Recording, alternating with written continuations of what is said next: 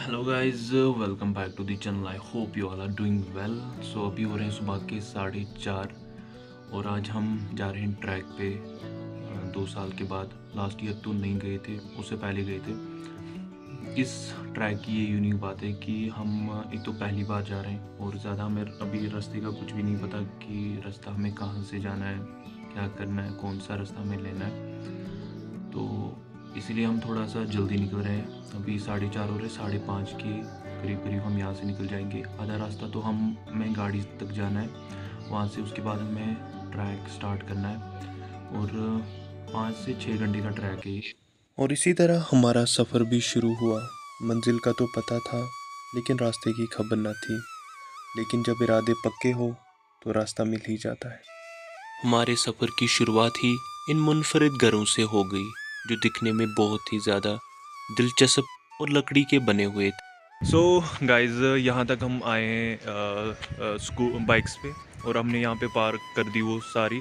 आगे अब रास्ता नहीं है और यहाँ से हमें ट्रैक स्टार्ट करना है अभी। तो अभी उसका भी पूरा हमें रोड मैप नहीं कि कहाँ से जाना है, वो हम आगे देखेंगे। सो गाइज, ये जो टॉप दिख रहा है आपको, ये वाला, यहाँ हमें जाना है। और ये जो है, ये रास्ता है बीच में से, ये जंगल। आई थिंक 4 से 5 घंटे हमें लग सकते हैं ऊपर पहुँचने में। सफ़र के शुरुआत में ही हमें कुछ ये आबशार दिखे, जो निहायत ही खूबसूरत एक मनाजिर था। दिल कर रहा था कि बस इन्हें देखते ही रह जाओ। पहाड़ जो सिर्फ एक जगह नहीं, बल्कि एक अनोखा एहसास है, जिसके दिलचस्प नज़ारे रूह और जहन को सुकून देते हैं। दुनिया की भागदौड़ से दूर एक ऐसी जगह है जो हकीकी ज़िंदगी का एहसास दिलाती है। सो हम जा रहे हैं मडनाग, जो हमारा आज का ट्रैक है। ये नॉर्थ कश्मीर में है। एक्चुअली मैं आपको पूरी लोकेशन ही बता सकता। क्या होता है कि आज एक ट्रेंड चला हुआ है कि जहाँ पे भी ट्रैकिंग को कोई जगह होती है, कोई यूनिक प्लेस होती है जो अनएक्सप्लोर होती है, तो क्या होता है कि अगर कोई भी उसके बारे में इंफॉर्मेशन डालता है इंटरनेट पे, तो दूसरे दिन लोग स्टार्ट करते हैं वहाँ जाना और पूरा पोल्यूट कर देते हैं वहाँ पे।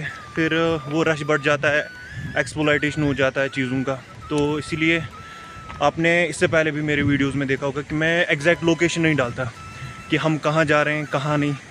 आज हमें ये जगह के बारे में पता चला। अभी तक यहाँ ज़्यादा लोग नहीं गए हैं और मैं चाहता भी हूँ कि ज़्यादा लोग ना आए इन जगहों पे, कि हर किसी का माइंडसेट अलग होता है। और आपने तो देखा होगा कि अभी कितने क्लाइमेट क्राइसिस चल रहे हैं।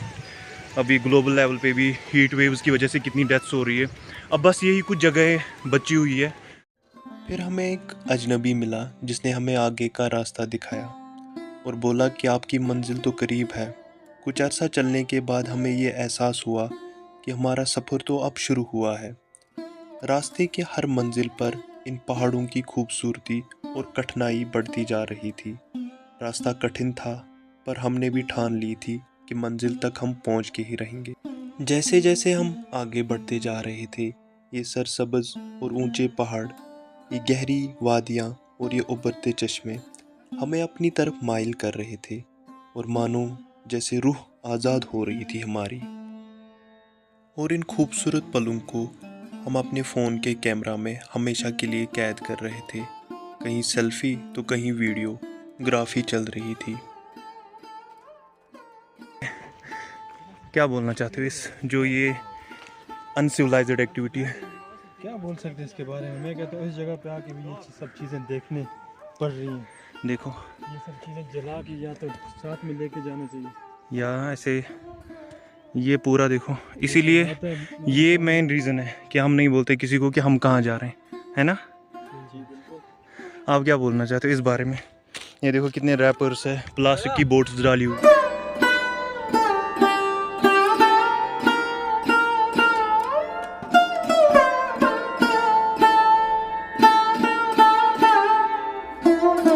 सफ़र लंबा था और चलने के लिए ताकत की ज़रूरत थी, तो इसी सिलसिले में हम बीच बीच में वक्फा भी ले रहे थे।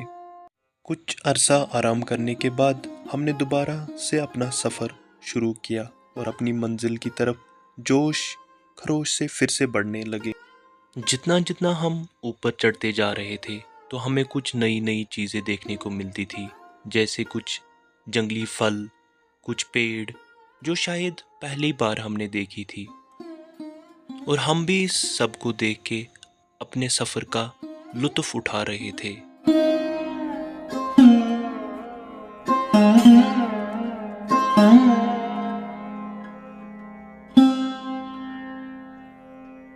रास्ते के बीच में हमें एक डोग दिखी जहां खाना बदोश लोग रह रहे थे, जिनके पास बड़ी तादाद में माल मवेशी थे। और जब हमने इनको आगे का रास्ता पूछा तो इन्होंने बड़ी कसरत से हमें चाय के लिए पूछा, पर क्या करें, वक्त की तंगी की वजह से हमने मना कर दिया और अपना जो सफ़र था वो आगे जारी रखा।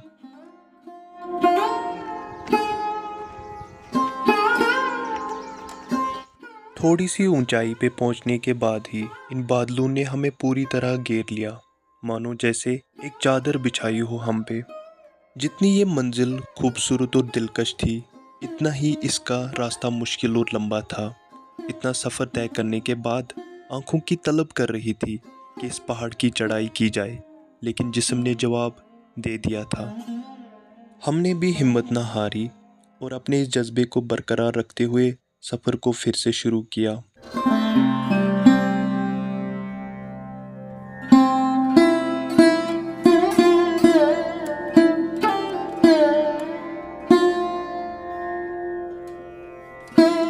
सो अभी हो रहे हैं 11 और 6:30 हमने ट्रैक स्टार्ट किया था। तो अभी उस जगह से हम अराउंड 1 घंटा दूर है। अभी हमने यहाँ से कुछ लोग हमें मिले थे, उन्होंने बोला। और अभी ये जो कुछ मेरे पीछे आप ये हट देख रहे हो, एनर्जी लेवल जो है वो भी काफ़ी डाउन हो चुकी है, तो थोड़ा रिचार्ज होते हैं और कुछ खाना पीना भी हो जाए। और ये जो जगह है ना, काफ़ी ज़्यादा एक ब्रेथ टेकिंग व्यू है यहाँ पे, और इतना सुकून है ना।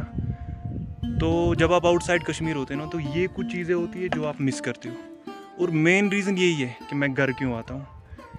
जब भी मैं प्लान करता हूँ घर आने का, तो मेरे माइंड में पहले यही मतलब चीज़ रहती है कि मुझे ट्रैकिंग पे जाना है।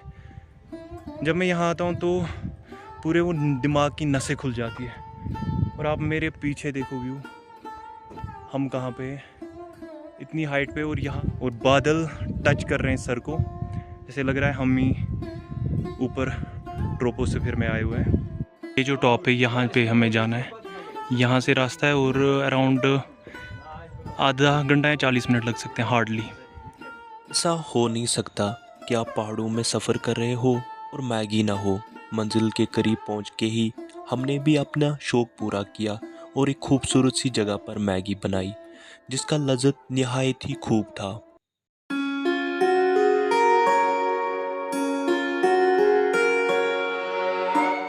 मैगी ख़त्म करते ही हम थोड़ा सा ही चले कि हमें अपनी मंजिल की पहली झलक दिखी।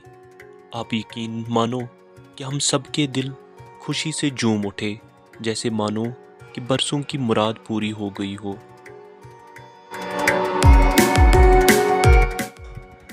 अभी 1 हो रहे हैं। अभी जब हम वहाँ से निकले थे, हमें लग रहा था कि शायद आधे घंटे में पहुँच जाएंगे। अभी भी हमें रास्ते का पूरा पता ही नहीं चलता, जैसे वो ना इल्यूजन हो रखा है। अब देखो, फॉग ने पूरा घेर लिया हमें। एक यूनिक एक्सपीरियंस है। देखो, जैसे वो किसी ने स्प्रे कर दिया हमारे ऊपर। अराउंड 7 घंटे की ट्रैकिंग के बाद फाइनली हम पहुंचे और बर्फ़ भी दिखी। बस अब हम इस बर्फ़ पे लेट जाते हैं।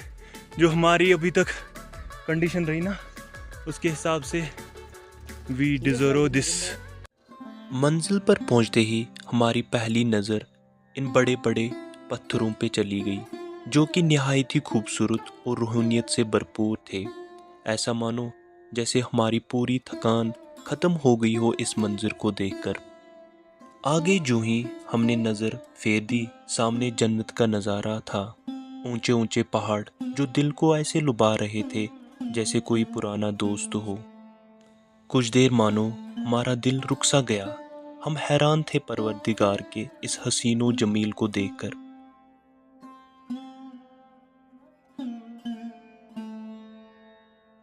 घड़ी की सुइयां भागती जा रही थी। भला वक्त थोड़ी किसी के लिए रुका है आज तक।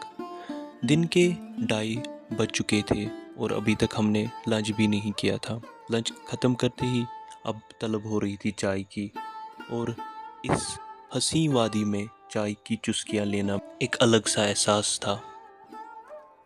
तो गाइस, हमने चाय पी ली और काफ़ी टाइम लगा। यहाँ पे आग पहले जली नहीं, और अब हमने सोचा था बारबेक्यूज़ बनाएंगे हम यहाँ पे, बट आग बिल्कुल भी नहीं जली और बारिश भी आने वाली है। अराउंड 4:30 हो रहे हैं। आपने देखा होगा वीडियोस में, जहाँ पे भी हमने कुछ भी, जैसे चाय हमने बनाई या खाना खाया, जो भी हमारे पास प्लास्टिक की बोतल्स थी या पॉलीथीन था, हमने पूरा पैक करके हमने घर ले लिया वापस, और हम उसको प्रॉपर वहाँ पे डिस्पोज करके उसको जो भी रिसाइकलिंग या जो भी एक प्रॉपर डिस्पोज होगा वो हम करेंगे। तो यही चीज़ें होती है जब आप ऐसी जगहों पे आते हो। तो प्लीज़ आप इस बात का हमेशा ख्याल रखें कि हम इन चीज़ों को ना प्रिजर्व करके रखें, क्योंकि यही एक चीज़ बची हुई है जो अभी तक हम शायद जिसकी वजह से सर्वाइव कर पा रहे हैं। बाकी तो क्लाइमेट चेंज, उन चीज़ों की वजह से, पूरा हमारी ही एक्टिविटीज़ की वजह से पूरा ख़त्म हो चुका है, चाहे वो ओशंस हो, चाहे वो ग्लेशियर्स हो। तो जितना हो सके जहाँ पे भी आप जा रहे हो, आप अपना छोटा कंट्रीब्यूशन दो ही, उसकी वजह से एक बड़ा इम्पैक्ट आ सकता है। कभी हम सोचते हैं कि मेरे इस छोटे कंट्रीब्यूशन से क्या हो सकता है, बट बड़ा इम्पैक्ट पड़ता है। ये आपको मे बी अभी रियलाइज़ नहीं होगा, बट आफ्टर 10 to 15 ईयर्स ये सब चीज़ें आपको पता चल जाएंगी। सो अभी 7:30 हो रहे हैं, और एक चीज़ मैंने इससे एक लेसन सीखी इस ट्रैक से, कि अगर आप इतने लंबे ट्रैक के लिए जा रहे हो तो आप नाइट स्टे करो वहाँ पे। जो हमने गलती की वो बिल्कुल भी नहीं करना। हम अराउंड 10 घंटे से अभी चल रहे हैं, और अभी हमें शायद रोड तक 2 से 3 घंटे जाना है। मुझे रोना आ रहा है, मैं सीरियसली बोल रहा हूँ। मतलब टांगों की इतनी ख़राब हालत है कि राइट जो मेरी जो लेग है वो मैं घसीट के ऐसे चला रहा हूँ। मतलब एक ही टांग पे मैं चल रहा हूँ, लेफ़्ट वाली पे। बाकी मैं ऐसे ही ना घसीट के को डंडे के सहारे चल रहा हूँ, और 3 बंदे हम ऊपर है और जो 4 बंदे वो नीचे पहुँच गए हैं, और शायद हम अभी 1.5 घंटे तक नीचे पहुँच जाएंगे। अराउंड अंधेरा में यहीं पे होगा। और सबसे बड़ी बेवकूफ़ी जो हमने आज की, वो हमने इतना लंबा ट्रैक एक दिन में पॉसिबल नहीं है, और हम ज़्यादा रहे भी नहीं वहाँ, बस चलते रहे 10 से 12 घंटे अभी तक, और इतनी गंदी हालत, बस रोने का मन कर रहा है। आज के बाद दिन में इतना बड़ा ट्रैक कभी नहीं करना है। बस अगर आप जा रहे हो कहीं इतने बड़े ट्रैक के लिए, रात को स्टे करो आराम से, क्योंकि हालत बहुत ख़राब होती है। नीचे पहुंचते ही सारे लोग नीचे लेट गए, और टाइम अराउंड 8 के करीब हो रहे थे। 9 बजे के करीब हम अपनी बाइक्स के पास पहुंचे और घर की तरफ अपना सफ़र शुरू किया। इस मंजिल ने तो हमें बहुत कुछ सिखा दिया। बहुत सारी ऐसी बातें हमें आज समझ आ गई जो कि हमारे दिल के अंदर शायद हमेशा के लिए बस गई। वो कहते हैं ना, ये पहाड़ों का ही ज़र्फ है, वरना कौन देता है दूसरी आवाज़।